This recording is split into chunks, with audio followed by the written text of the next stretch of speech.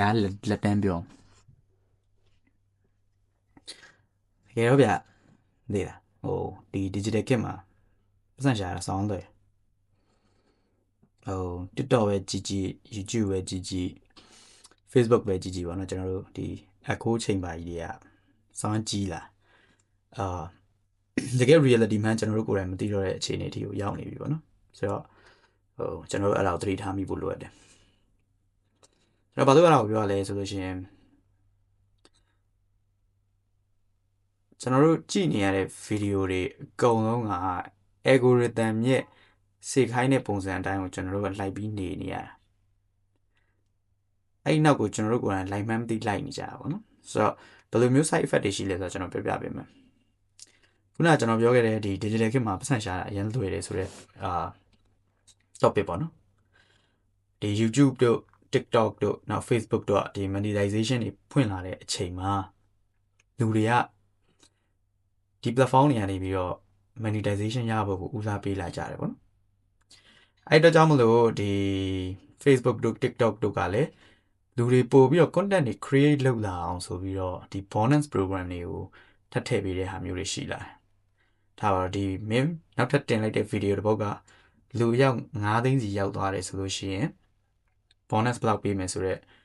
ဟာမျိုးမလုံးတွေပေးပြီးတော့တကယ်လည်းပေးတယ်ပေါ့နော်ဆိုတော့အဲ့တော့ဘာတွေဖြစ်လာကြလဲဆိုတော့လူတွေက quality ဆိုတာမျိုးထက် quantity ကိုပို့ပြီးတော့အလေးပေးလာကြတယ်နောက်ပြီးတော့ content ဖြစ်ရင်ပြီးရောလူကြည့်များရင်ပြီးရောဆိုပြီးတော့ကျွန်တော်တို့ clickbait တွေလုပ်လာကြတယ်ပေါ့နော် hook ဆိုတာတက် clickbait တွေလုပ်လာကြတယ်နောက်ပြီးတော့ကျွန်တော်တို့ဒီ emotion ကို clash ဖြစ်စေတဲ့ video မျိုးတွေကိုအရန်သုံးလာတာမျိုးတွေ့ရတယ်ဥပမာပြောရမယ်ဆိုလို့ရှိရင်မြန်မာပြည်မှာအများဆုံးသုံးနေကြအကွက်ဆိုလို့ရှိရင်ဇင်းရနံပွားတဲ့လူတယောက်ကျွန်တော်အလှူလုပ်လိုက်တယ်အဲ့ဒါကိုကျွန်တော်တို့ရှူတော့နေအမျိုးမျိုးနဲ့ဗီဒီယိုတွေအများကြီးရိုက်ပြီးတော့ကျွန်တော်တို့မျက်ရည်ချူတယ်လို့ပဲပြောအောင်လားသူတို့လုပ်လိုက်တဲ့လုပ်ရက်ကကောင်းတယ်ဆိုပေမဲ့လို့တကယ်တမ်းကသူတို့ရဲ့ intention အစစ်ဒီအဲ့ဒါမဟုတ်ဘူးသူတို့ရဲ့ platform သူတို့ရဲ့ business grow ဖြစ်ဖို့အတွက်ကိုဦးစားပေးပြီးလုပ်နေတဲ့ content တွေဖြစ်လာတယ်ပေါ့နော်ဆိုတော့အဲ့ဒါအရင်ကြောက်ဖို့ကောင်းတယ်နောက်တစ်ချက်ကမြန်မာပြည်မှာဆိုတာက copyright ဆိုပြီးတော့ဒီ copyright ဥပဒေတွေကအရင် strong မဖြစ်သေးတဲ့အတွက်ကြောင့်မလို့ဘာဖြစ်လဲဆိုတော့သူများဒီ create လုပ်ထားတဲ့ဉာဏ creation creativity တွေကိုအရင်လွယ်ကူကူနဲ့ကူးယူတဲ့အကျင့်ကရှက်လို့ရှက်ရပါမှမသိတဲ့အခြေအနေတစ်ခုရောက်နေပြီပေါ့နော်။ဘာလို့လဲဆိုတော့ movie recap တွေအများကြီးပေါ်လာတာတွေသူများပေါက်နေတဲ့ content တွေကို download ဆွဲလိုက်တယ် copyright လွတ်အောင် edit တယ်ပြင်တင်တယ် credit ပေးဖို့ဆိုတာထက် credit ပေးရင်တော့မှဒါမျိုးကမလုပ်တဲ့အရာမျိုးပေါ့နော်ဆိုတော့အဲ့လိုမျိုး video တွေသူတို့ပြန်တင်ပြီးတော့သူတို့ရဲ့ income stream တစ်ခုရအောင်သူတို့လုပ်ကြတယ်ဆိုတော့ဒါတွေကတော့လုံးဝdark ဖြစ်တဲ့ site တွေပေါ့ဆိုတော့နည်းနည်းပို့ပြီးတော့အစ်မြင်လာလို့ရှိရင်ဘာလုပ်ကြလဲဆိုလို့ရှိရင် clickbait တွေကိုဦးစားပေးကြတယ်ဘယ်လို clickbait တွေလဲဆိုလို့ရှိရင်ဒီအစစ်မဟုတ်တဲ့ lifestyle တချို့တွေကို fake လုပ်တာပေါ့နောက်တနည်းပြောရမယ်ဆိုလို့ရှိရင်အစစ်တော့အစစ်ပဲဒါပေမဲ့နည်းနည်းပို့ပြီးတော့ကွန်နာတဲ့ lifestyle မျိုးတွေကိုကျွန်တော်တို့တွေ့လာရတယ်ဒီနေ့ကတော့ဘယ်လောက်ကြီးရလို့ဘယ်လိုမျိုးနေလို့စသဖြင့်သူတို့ရဲ့ lifestyle တွေကိုသူတို့ရောင်းလာကြတာမျိုးကွာသူတို့အဲ့ lifestyle မှာတကယ်နေတာတော့မဟုတ်တကယ်နေတယ်ဒါပေမဲ့သူတို့ရှိတာထက်ကိုပို့ပြီးတော့ကွာလူတွေစိတ်ဝင်စားလာအောင် brain ကိုတဖြည်းဖြည်းနဲ့ wash နေတာမျိုးမင်းတို့ဒါမျိုးဖြစ်ချင်တာဒါမျိုးလို့ဆိုရဲဟာဒါပေမဲ့တကယ်လက်တွေ့ရဲ့ reality အကြောင်းအရာမှာ context တွေပါမလာဘူးเนาะဆိုတော့ဘာတွေဖြစ်ကုန်လဲဆိုတော့အကုန်လုံးကဒီလမ်းကြောင်းတွေပဲလိုက်လာကြတယ်နောက်တစ်ခုက AI တွေပေါ်လာ AI တွေပေါ်လာတဲ့အတွက်ကြောင့်မလို့တချို့ကျွန်တော်တို့အရင်ခေတ်တုန်းကတက်ပင်လို့မလွယ်တဲ့industry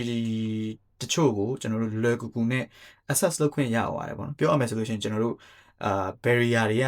တိတိတတ်တာညော့သွားတယ်အဲ့အတွက်ကြောင့်မလို့လူတိုင်းက topic မျိုးစုံ industry ဘောင်းစုံက knowledge တွေကိုအချိန်ခဏလေးအတွင်းမှာရလာကြရပါတော့ကိုရီတက်ပင်အရင်တော့လုပ်ဖို့ခက်တဲ့ industry တွေကိုသူတို့လွယ်ကူကူနဲ့သူတို့စမ်းသပ်ခွင့်ရပါတယ်သူတို့လေ့လာခွင့်ရပါတယ်နောက်ပြီးတော့တချို့ knowledge level အထီကိုသူတို့အနေနဲ့ကလွယ်ကူကူရယူနိုင်သွားတာပေါ့နော်အဲ့ဒီတော့ကြောင့်သူတို့ဘာတွေဖြစ်ကုန်လဲဆိုတော့ငါဒီ industry ကိုငါသိတယ်ဒီအကြောင်းအရာကိုငါသိတယ်ဆိုပြီးတော့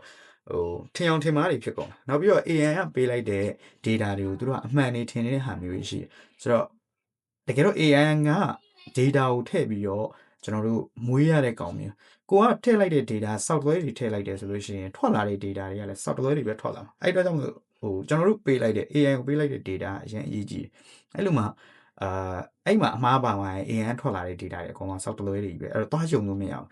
ဒါပေမဲ့မြန်မာပြည်မှာက data ကလည်းတည်တည်ချာ infrastructure နဲ့ပတ်သက်ပြီးတော့တည်တည်ချာလေးလောက်ထားတာမျိုးလည်းမရှိဘူးအဲ့တော့သူတို့ကဘာလုပ်လိုက်လဲဆိုတော့နိုင်ငံခြား market တွေနဲ့မတူဘူးပါဒီ product တွေဆိုတာနိုင်ငံခြား market ကနေလာတာနိုင်ငံခြားတွေမှာဒီတခြားနိုင်ငံတွေမှာက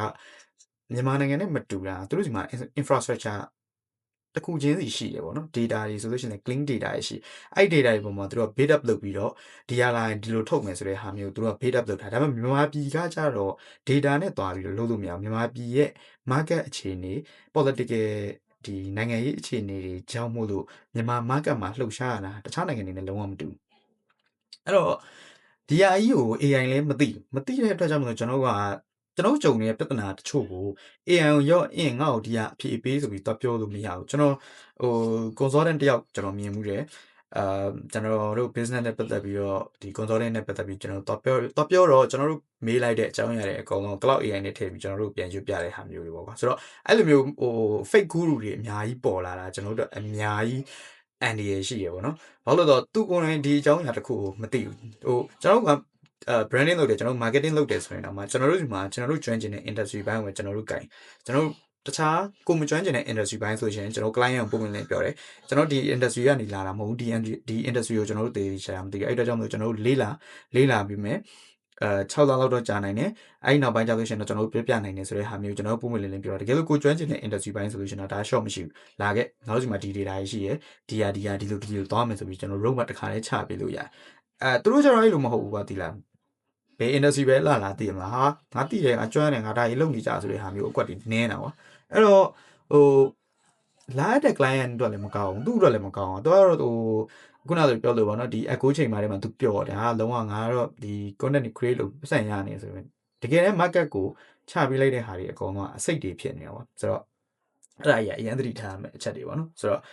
ကျွန်တော်တို့အဲ့ echo ချိန်မှာတွေကျွန်တော်တို့သတိထားဖို့လိုတယ်မဟုတ်ဘူးဆိုလို့ရှိရင်ပြဿနာကဒီထက်ပိုပြီးကြီးလာနိုင်တယ်